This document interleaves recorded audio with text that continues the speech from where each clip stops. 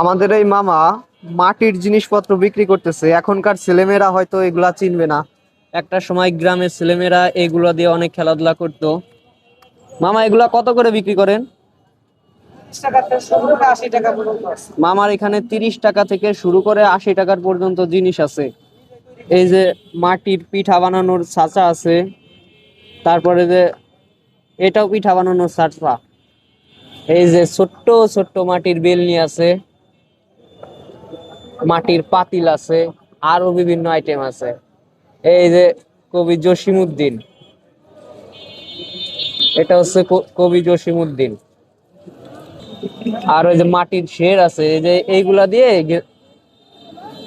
এগুলা হচ্ছে মাটির শের, এগুলা দিয়ে গ্রামে হচ্ছে চাউল মাপা হয়তো। এটা আছে ওরং, বলে ওরং।